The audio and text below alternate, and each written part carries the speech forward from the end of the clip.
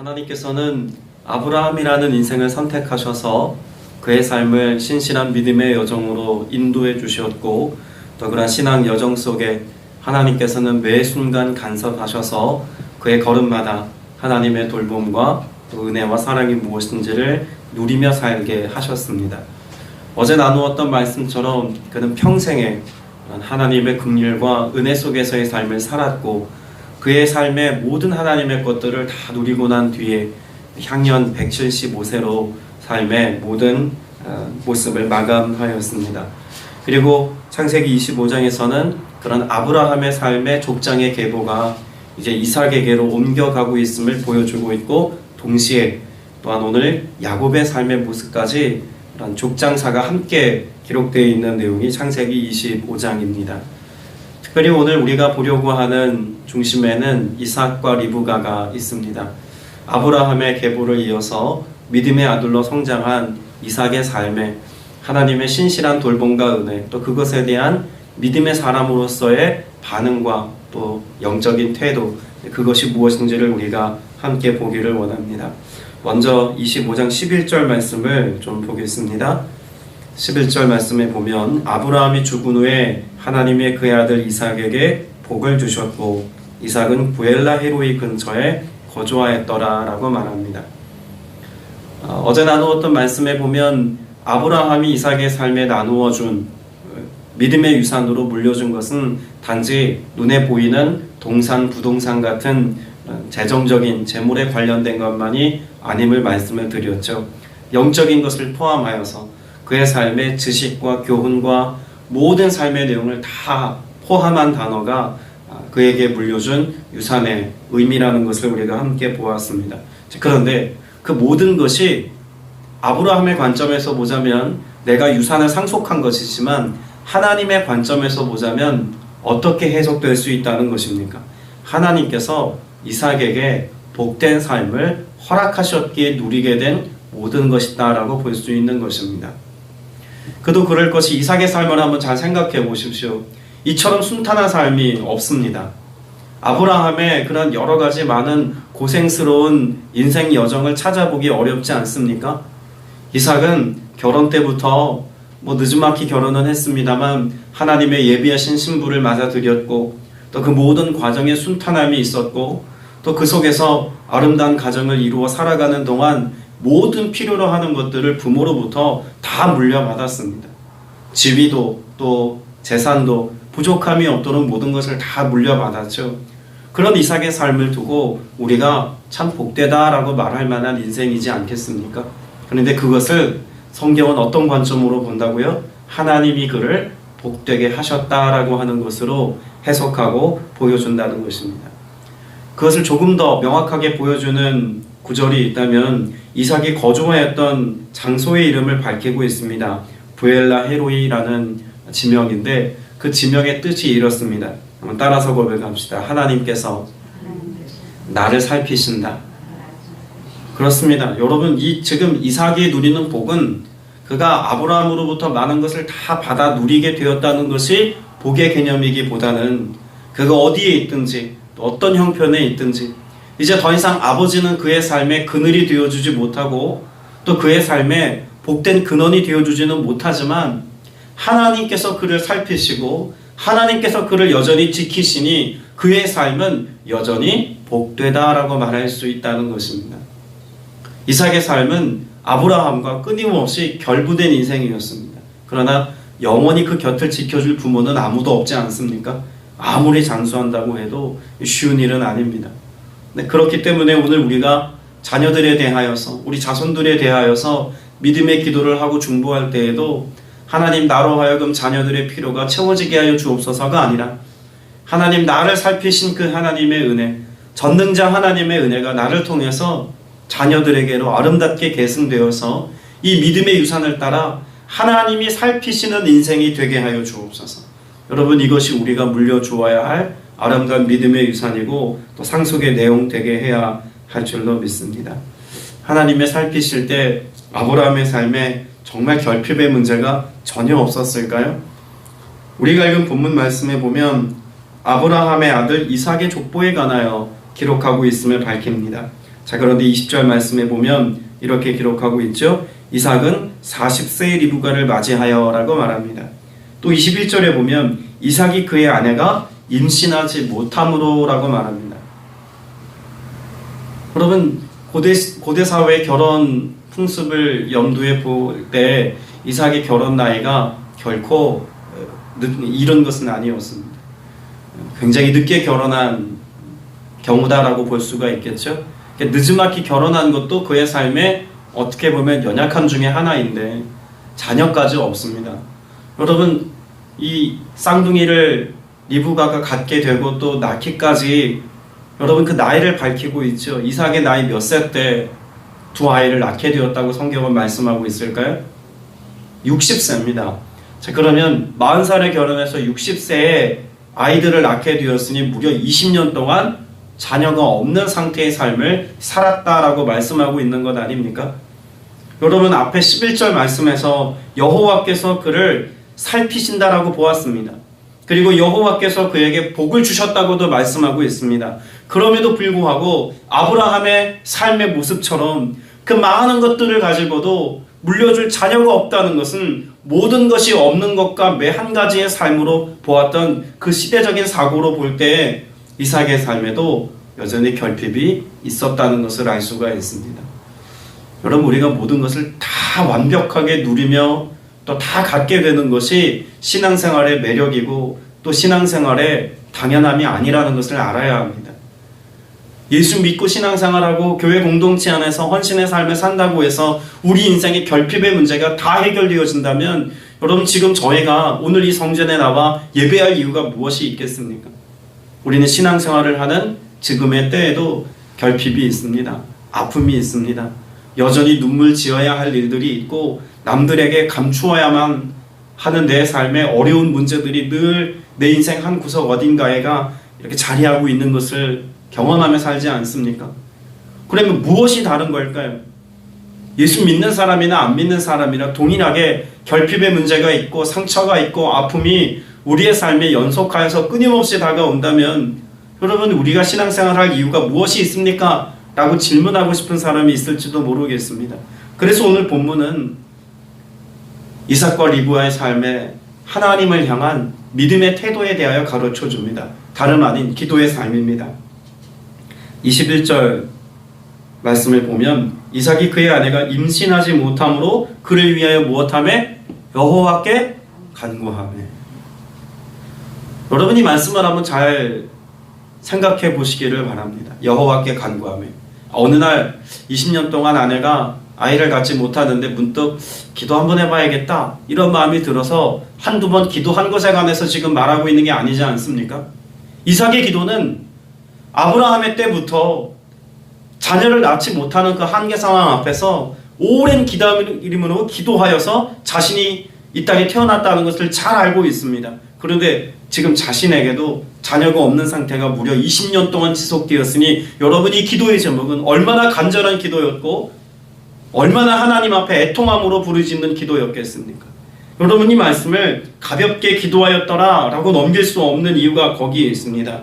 여호와께 간구하며.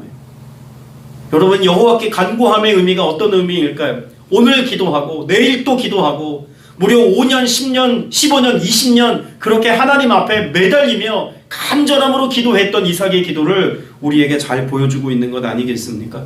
우리에게도 하나님의 은혜가 단시간에 해결되어지는 그런 은혜의 역사들이 물론 있습니다. 그러나 어떤 삶의 문제에 관하여서는 하나님 앞에 5년, 10년, 20년 아니 그보다 더한 세월을 하나님 앞에 잠잠히 기다리며 믿음으로 여전히 기도해야 될 제목들이 있더라는 것입니다. 그것이 앞에서 부엘라 헤로이의 삶을 살고 있는 이삭이라고 할지라도 여호와께 복을 받아 누린 인생이라고 할지라도 우리 인생 동안 해결되지 않는 미해결 삶의 간절한 기도의 제목들이 우리의 목록에 기도 목록에 늘 있음을 인정하며 살자는 것입니다. 여러분, 어떤 그런 한계를 인정하자는 것이 아니라 기도하기를 계속해야 한다는 것을 선택하자는 것입니다. 몇 번 기도해 봤는데 하나님의 응답이 없어요. 그 기도는 기도한다고 해서 하나님이 들어주실 것 같지 않아요 라고 포기되어지는 기도의 제목들이 늘 있습니다. 가족 구원의 문제가 가장 대표적인 그런 기도 제목 아닙니까? 남편을 위해서, 아내를 위해서, 자녀를 위해서 정말 믿음으로 살기를 바라는 마음이 늘 마음 가운데 있지만 우리 마음대로 잘 되지 않습니다. 내가 정말 아끼고 사랑하는 이웃들에게 복음 전하는 것도 마찬가지겠죠. 어떤 사람에게는 평생을 감당해야 될 인생의 지병이 있는 사람도 있습니다. 또 장애를 가지고 있는 사람들도 있습니다. 또 여러 가지 인생의 재정적인 결핍과 오랫동안 신음하며 씨름하며 살아오는 사람들도 있습니다. 이런 오랜 기도의 기도 제목, 여러분 이 기도에도 하나님은 응답하시는 하나님이심을 우리가 알아야겠죠. 그래서 말씀해 보면 21절에 여호와께 간구하며 여호와께서 그의 간구를 들으셨으므로 그의 아내 리브가가 임신했다라고 말씀하고 있습니다. 오랜 기도, 하나님이 하나님의 정하신 때에 응답의 열매를 거두게 하신다는 것을 명확하게 보여줍니다. 여러분 오늘 이 아침에도 혹시 오랫동안 기도해야 했음에도 불구하고 스스로 포기되어진 기도의 제목들이 있다면 회복하시기를 바랍니다. 그리고 다시 또 기도하여서 그 믿음의 기도를 사용하셔서 정말 전능한 하나님의 전능하심을 경험하는 은혜가 여러분 오랜 기도의 제목 가운데 응답하시는 하나님의 은혜로 경험될 수 있기를 축복합니다. 자, 그런데 여기에서 끝이 나지 않습니다. 우리 인생의 고통의 문제, 또 어려움과 위기의 문제는 연속이라고 하는 것을 또 보여주고 있습니다. 22절에 보니까 그 아들들이 그의 태 속에서 서로 싸우는지라 라고 말합니다. 여러분 여기 싸우다라고 하는 라하츠라고 하는 단어는요, 그냥 서로 아이들끼리 이렇게 티격태격 싸우다 이런 의미가 아닙니다. 학대하다, 짓밟다 라고 하는 의미가 있습니다. 그러니까 이미 태중에서부터 아주 심각하게 지금 분쟁과 전쟁 같은 삶이 시작되었다라고 하는 것을 말씀해주고 있는 거죠. 리브가가 그걸 어떻게 알았을까요? 사실 태중에 있는 아이들의 움직임을 두고 이렇게 심각하게 짓밟다, 학대하다 라고까지 표현할 수 있는 그런 느낌을 갖고 살아가는 엄마는 아마 없을 겁니다. 근데 성경이 그것에 대하여 말씀하고 있는 의미가 있지 않겠습니까? 태중에서부터 그것이 나뉘어졌음을, 다툼이 있음을 하나님께서 리브가에게 말씀하셨기 때문에 알게 된 겁니다. 여러분 이 문제를요, 리브가가 해결할 수 있는 문제로 볼 수 있을까요? 태중에 있는 아이가 싸워요. 태중에 있는 아이가 싸우는 건 어떻게 달랠까요? 생각해 보셨습니까? 배에다 손을 얹고 뭐라고 얘기를 하면 뭐 들을까요? 아니면 마사지를 해줘야 할까요? 태중에 있는 아이들의 다툼의 문제, 여러분 이것은 내가 품고 있는 엄마라고 할지라도 해결할 수 없는 문제라는 것입니다. 내가 도와줄 수 없는 문제인 거예요. 여러분이 도와줄 수 있는 문제 앞에서 내 힘으로 해결할 수 없는 인생의 숙제 같은 위기와 고통과 아픔의 문제 앞에서 리브가가 무엇했는지를 보아야 합니다. 리브가가 무엇했다고 말씀하고 있습니까? 22절 중반부에 보면 이르되 이럴 경우에는 내가 어찌할꼬 하고 가서 여호와께 묻자온대. 여러분 우리의 기도의 방식은 일방적이죠. 하나님 이거 해주세요. 하나님 이렇게 도와주세요. 하나님 이렇게 해결되어지도록 하나님 역사해 주세요. 그런데 리브가의 기도는 전혀 다른 형태의 방향의 기도를 지향하고 있다는 것입니다. 제일 먼저 그가 이러할 경우에, 여러분 경우의 수가 있지 않습니까? 내가 해결하지 못할 경우의 수를 지금 말하고 있는 겁니다. 그 경우의 수에 대해 그가 선택한 것은 내가 어찌할꼬? 라는 질문을 가지고 하나님께 물었다입니다. 여러분 여기 어찌할꼬라고 하는 이 단어에 해석되어지는 히브리어를 보면 영어로 볼 때 what, why, how 여러 가지 많은 질문들을 지금 포함하고 있는 것입니다.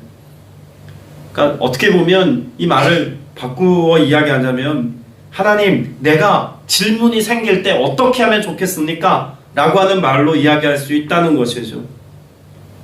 그러면 우리 인생에도 늘 물음표가 떠오를 때가 있지 않습니까? 내 인생의 질문이 끊임없이 쏟아질 때가 있습니다. 하나님 어떻게 해야 합니까? 하나님 나에겐 방법이 없습니다. 나에겐 힘이 없습니다. 능력이 부족합니다. 하나님 내가 이 해결을 해야지만 오늘 삶이 평안할 터인데 그 평안의 삶을 내가 누리기까지 이건 내가 도무지 감당할 수 없는 일입니다. 하나님 어떻게 해야 합니까? 여러분 근데 그것을 가지고 하나님 앞에 나아간 그의 태도는 뭐라고요? 하나님 앞에 듣는 기도를 선택했다는 것입니다. 해답이 누구에게 있다는 걸까요?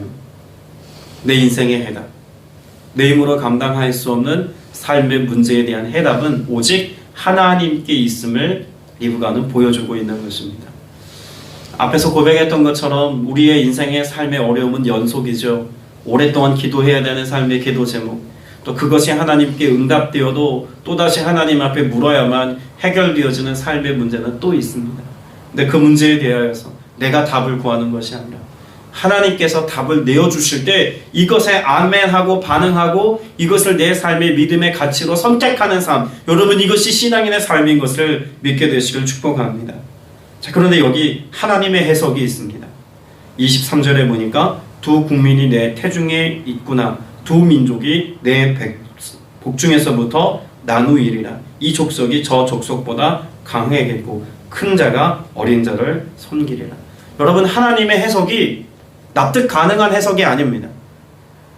그냥 동의되어지고 하나님이 이렇게 하셨구나 라고 순순히 받아들일 수 있을 만한 해석이 아니었다는 겁니다. 여러분, 족장이라고 하는 지금 위치를 한번 생각해 보십시오. 아브라함, 이삭 다 큰 지금 족속을 이끌고 있는 족장입니다. 그럼 너무나 당연하게도 누가 족장이 되어야 합니까? 아무리 순서가 다르다 할지, 순서가 조금 차이가 안 난다 할지라도요, 쌍둥이라고 해도요, 먼저 태어난 형이 족장이 되는 건 당연합니다. 그런데 그 당연한 삶을 하나님께서 뭐 하시겠다는 거예요? 뒤집으시겠다는 겁니다. 하나님의 계획이 다르다예요. 하나님이 말씀해 주신 것을 내가 들었지만 들은 바 그 하나님의 말씀이 우리의 상식을 뛰어넘는 어떤 하나님의 다름의 역사, 내가 갖고 있는 가치와 세계관을 뒤집어 버리는 하나님의 역사라면 여러분 여기에 순종하기 어려울 수 있다는 이야기입니다. 그럼에도 불구하고 기록되어져 있는 말씀의 내용을 보면 리브가의 관심은 늘 누구에게 가 있을까요? 야곱에게 가 있습니다. 여러분, 이 속에서 지금 무엇을 발견해야 되냐면요, 또 한 가지 중요한 사실은 하나님의 주권입니다. 하나님, 우리 인생을 하나님이 애초에 그렇게 결정해 놓으셨다면 우리 뭔가 성실히 열심히 살 필요 없지 않습니까? 라고 말하고 싶을 만한 의문 부호가 오늘 말씀을 읽을 때도 떠올라요. 여러분, 그러나 모든 인생에 관해서 하나님이 다 이렇게만 역사하신다면 정말 그렇게 살아야겠죠. 그러나 여기에서 보여주려고 하는 것은 우리 인생에 대한 하나님의 결정론, 여러분 이걸 말하는 게 아닙니다. 하나님이 자유의지도 없게 하셨고 우리 인생에 대하여 모든 상황들을 다 결정해 놓으셔서 그 결정된 대로만 살아가도록 하나님이 역사하셨다? 그 이야기를 하는 게 아닙니다. 넓은 의미에서 하나님의 주권을 우리에게 가르쳐주고 있는 것입니다. 내가 실수하고 내가 연약하고 때로는 내가 잘못된 길을 선택한다 할지라도 하나님이 우리의 삶의 주인 되셔서 내 인생에 무엇 하시겠다는 것입니까? 개입하시고 간섭하셔서 하나님의 역사와 하나님의 뜻이 이루어지도록 하나님이 계획하신 그 모든 마지막 목표 지점까지 도달할 수 있기까지 하나님이 섭리하시고 공급하시고 은혜 베푸시겠다고 사랑의 언어로 말씀해주고 계신 것입니다. 기억하십시오. 하나님은 저와 여러분을 향한 하나님의 계획을 갖고 계십니다. 그리고 그 계획을 이루시기까지 하나님께 대하여 들음의 태도를 가지고 나아갈 때 알려주시는 하나님이십니다. 그리고 그 약속을 신뢰하며 믿음의 고백을 가지고 나아가는 자들에게 하나님은 늘 선함과 사랑과 능력으로 우리가 알지 못하는 하나님의 방식으로 하나님 돌보시고 은혜 베푸시는 하나님이신 줄로 믿습니다. 이스라엘 백성들은 민족의 큰 위기나 혹은 민족들 간에도 서로 의견이 달라서 하나님의 뜻을 구할 때 무엇을 선택합니까? 제사장의 의복 속에 있는 우민과 둠민, 이 흰색 검은색 돌을 가지고 하나님의 뜻을 구하죠. 항상 그렇게 모든 걸 결정할 때마다 그런 우민과 둠민을 사용한 것은 아닙니다. 내가 알지 못하는, 내가 해결할 수 없는, 혹은 우리가 서로 의견이 달라서 감당할 수 없는 삶의 문제 앞에서 하나님의 뜻을 구하는 삶의 태도가 우민과 둠민의 삶입니다. 여러분, 여러분의 삶의 결정권이 하나님께 있음을 믿으십니까? 주권을 여전히 내가 가지고 있는 인생이 있습니다. 요즘 사회에서도 많이 이슈가 되어지는 주제 중에 하나가 인권 아닙니까? 그러면 우리는 인권을 찾고 싶어하고 인권을 당연히 누리며 살아가는 것을 좋아합니다. 맞는 이야기죠. 인권 존중되어야 합니다. 그러나 인권보다 앞서는 것이 있다면 무엇일까요? 하나님의 주권입니다. 성경은 우리에게 그것을 가르쳐줘요. 내가 인권이 있지만 그러나 하나님의 주권 앞에 내가 당연히 누릴 수 있는 인권을 꺾어버리고 하나님의 신권, 하나님의 주권, 하나님의 통치 앞에 나를 철저히 굴복하며 순종하며 내가 믿음의 여정을 걷겠습니다. 여러분, 이것이 우리의 삶에 하나님을 향한 믿음의 자세인 것을 가르쳐주고 있는 겁니다. 말라기 1장 말씀에도 그렇고 로마서 9장 11절 이하 말씀에도 보면 이 야곱과 에서에 관해서 하나님의 편파적인 말씀이 기록되어져 있죠. 하나님이 야곱은 사랑하시고 에서는 미워하셨더라. 여러분, 정서적인 관점으로 보자면 이것만큼 불공평한 게 없습니다. 아직 태중에 있을 때부터 하나님이 그렇게 누군 미워하고 누군 사랑하고, 여러분 이게 결정된다면 이거 얼마나 우리가 생각하는 상식 수준에서도 하나님이 납득하지 않는 모습이겠습니까? 그런데 성경은 무엇을 가르쳐 주려고 하냐고 뒤에서 로마서에서 설명하고 있죠. 토기장이에 관한 말씀을 합니다. 하나는 귀하게 쓸 그릇을, 하나는 천하게 쓸 그릇을 하나님이 만드셔서 각자 용도에 맞게 그 토기장이가 쓴다면 토기장이에 대해서 나무랄 수 있겠느냐라고 질문합니다. 여러분, 우리의 삶에 그 어떤 것보다 우선해야 되는 가치가 있다면 하나님이 나를 창조하셨다는 것입니다. 나의 생명과 나의 소유와 내 모든 것이 하나님의 주권 아래 있다는 것입니다. 단지 우리는 그런 하나님의 뜻 앞에 순종의 삶을 선택하며 나아갈 때 평안케 하시는 은혜 누림의 삶을 살아간다는 것을 인정하며 살아야겠죠. 여러분, 우리의 삶을 그렇게 하나님이 경영하시면 신뢰할 때 평안한 겁니다. 오늘 저와 여러분에게도 동일하게 하나님이 말씀하고 계십니다. 내가 너의 주인이고 내가 너의 삶의 모든 길을 이끌고 인도하여 내가 너의 삶을 보살필 것이다 라고 말씀합니다. 말씀을 맺으면서 26절 말씀을 읽어볼 텐데요. 26절 같이 한번 읽어보겠습니다. 시작. 후에 나온 아우는 손으로 에서의 발꿈치를 잡았으므로 그 이름을 야곱이라 하였으며 리브가가 그들을 낳을 때 이삭이 60세였더라. 여러분, 26절의 말씀에 보면 특별히 족장의 계보를 이어가야 하는 야곱에 관해서 설명한 내용이 기록되어져 있습니다. 야곱, 어떻게 태어났다고 말합니까? 발꿈치를 잡았으므로 라고 이야기합니다. 여러분, 그래서 야곱이라는 이름을 갖게 되죠. 야곱이라고 하는 이름, 그 이름 안에는 이런 의미가 포함되어져 있습니다. 고집스럽다. 별로 썩 좋은 의미는 아니지 않습니까? 여러분, 이 이름과 또한 그가 태어난 여러 과정들을 통하여서 하나님의 선택, 하나님이 어떤 권한을 가지고 지금 누구를 선택했느냐를 우리가 봐야 합니다.